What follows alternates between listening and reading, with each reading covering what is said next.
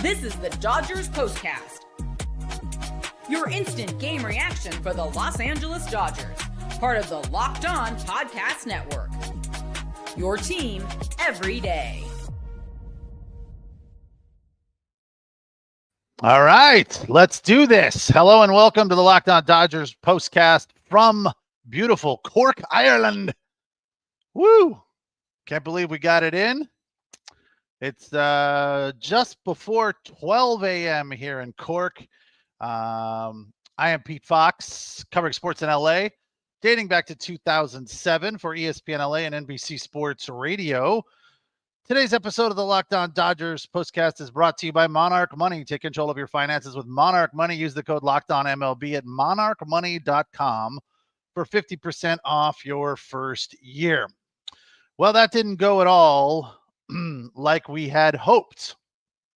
Thought, come on, 18-1 on Friday. The worst. This was probably the most mind-boggling stat of the weekend to me. The worst home loss by the Dodgers since they moved to LA and began to reside at Chavez Ravine at Dodger Stadium. 18-1 on Friday. That's the worst ever. That's just absolutely insane. 10-run inning, and it was just all bad from there. Yesterday, a little bit more interesting, 6-4. A couple of hits for Mookie, so things got started to look a little bit better for him. And then today they grab a 1-0 lead. Dalton Rushing got the RBI, and it was looking good. Dalton Rushing got a hit, knocked in a run.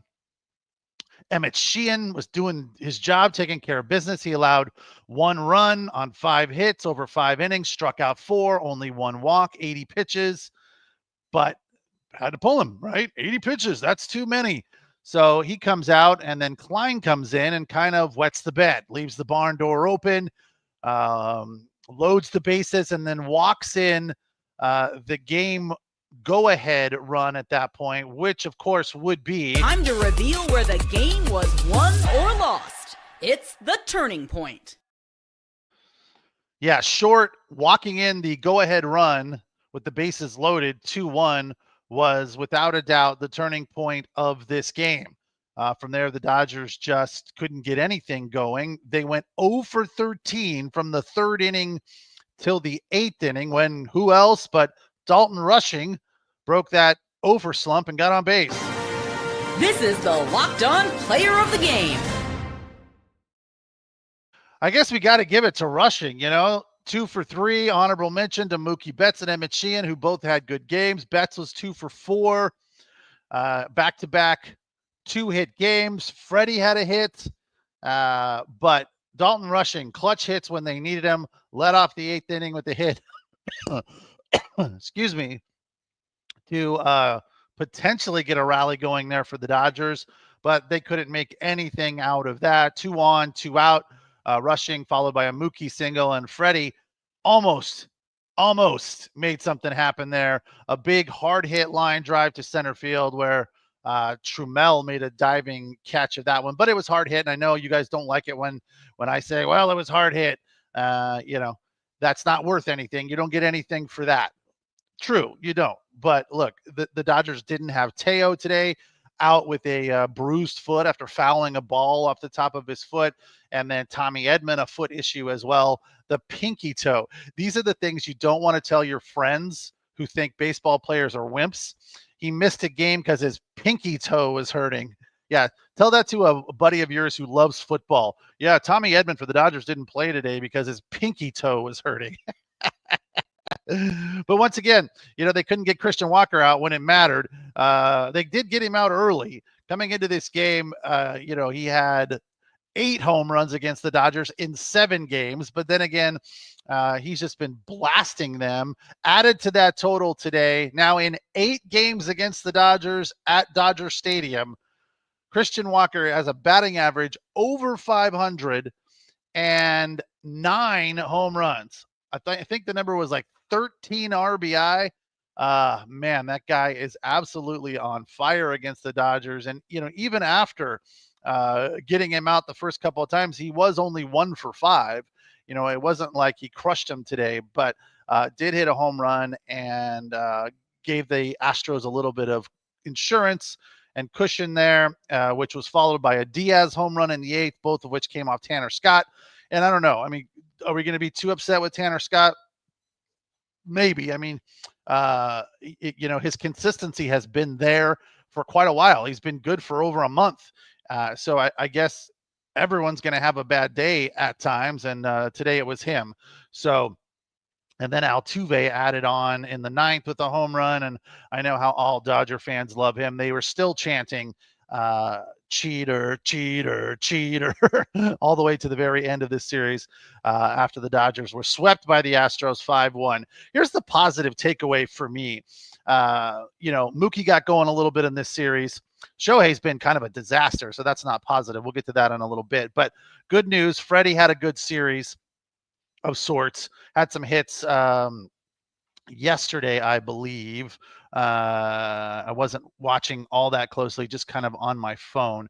But I feel like at least he's putting bat to ball and, having a better approach of late, at least. So no, 0 for 5 yesterday. That's right. Had a hit in the 18-1 loss, and then 1 hit today. So a little bit better, and they hit the ball hard there. So a little bit better news from Freddie. Not great, but Mookie starting to turn things around. That's good news. And look, when you look at the standings, Dodgers still best record in the National League, now a game behind Detroit for the best record in baseball, leading the West by a mess of games.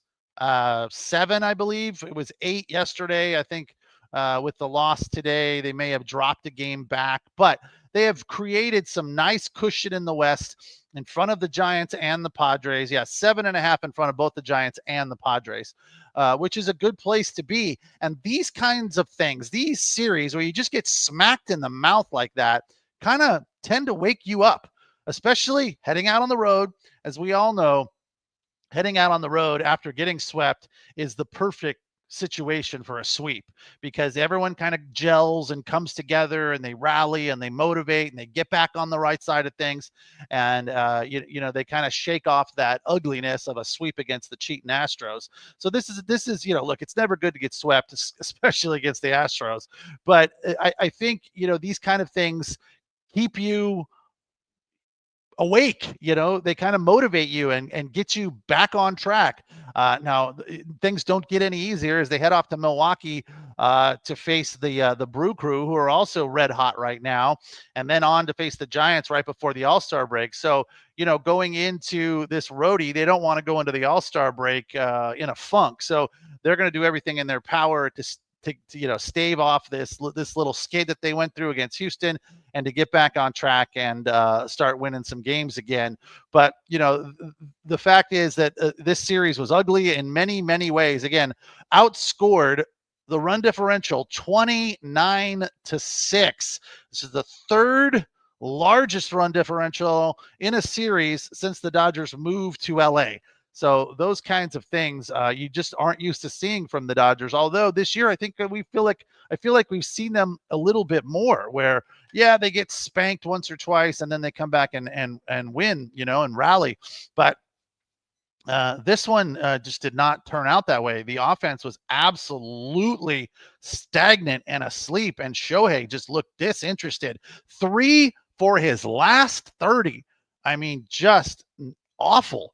And I've said over and over again, one of the good things about Shohei Ohtani is when he goes through a funk, it doesn't last very long. Well, this is proving me wrong, that 3 for 30 is terrible. That is very un-Ohtani-like. So, he's in desperate need of getting out of it. But the Astros just absolutely put it on him this weekend. 8 home runs, 29-6. The Dodgers just couldn't get anything going. Somebody at the start of the show said, well, they threw their best, which is kind of true. Not really. I mean, they're dealing with a lot of starting pitching injuries as well. But Roy said, just keep in mind, they hit our AAA pitchers and we faced their best.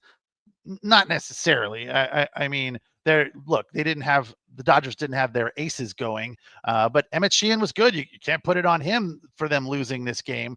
So to a certain extent, that's true, but not completely.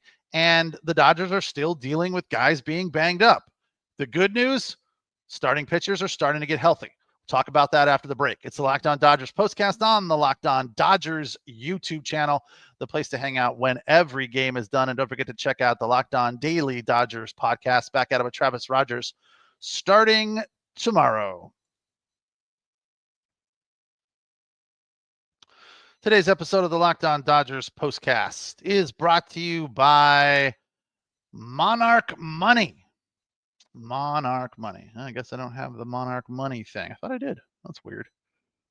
Oh, well, I'll just tell you about Monarch Money. A very fantastic, functional, useful tool. You ever wish managing your money felt a little easier and more seamless and hassle-free? With Monarch Money, it can. Whether you're growing your savings or planning for a big purchase, Monarch Money puts you in the driver's seat. It's like having your own personal CFO, giving you full visibility and control over your finances.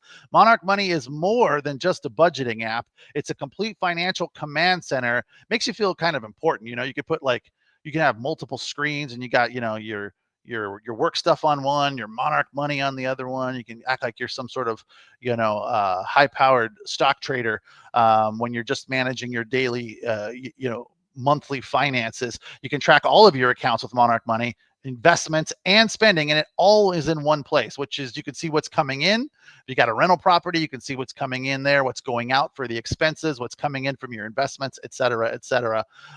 And all the while you're building wealth there.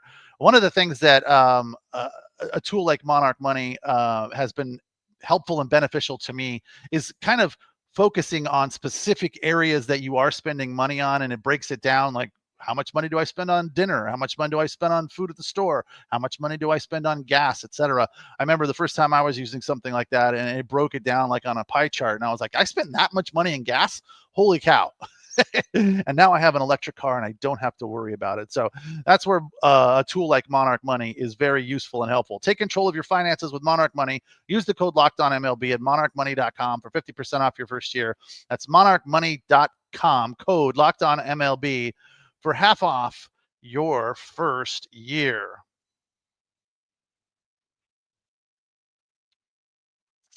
Dodgers fall today 5-1, swept by the Astros 6-4 yesterday and 18-1 on Friday. It's a blip. It's not that big of a deal. It's unfortunate because we all hate the Astros, and the Astros, haven't been the best team in baseball. So they're good. Don't get me wrong. They're leading the West. They're 55-35 now, which is just one game under the Dodgers, and they've won 8 of their last 10, 3 in a row after the sweep.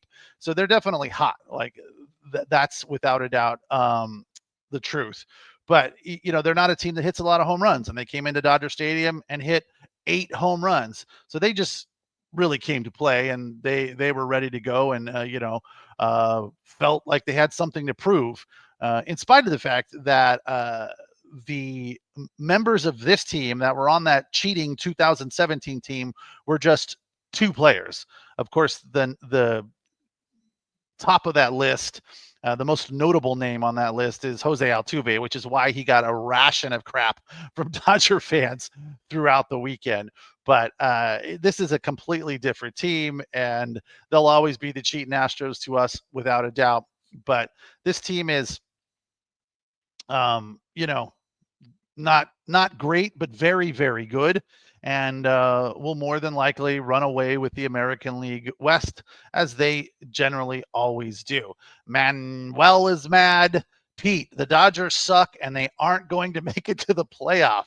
Pitching sucks, hitting is terrible, and they have no defense. Wow. That is some prisoner of the moment reaction there from Manuel. Couldn't disagree more. They are absolutely going to make the playoffs. They are going to run away and win the West, as they always do. Actually, they didn't run away last year, which was a good thing for them because it kept them motivated right till the very end of the season. So, running away and hiding before before September is half over is not always the greatest thing. But I feel like this year they're going to do that as well. As far as the pitching sucking. It's not great right now. But here's some good news about that for you, Manuel. Here is the good news about the Dodger pitching.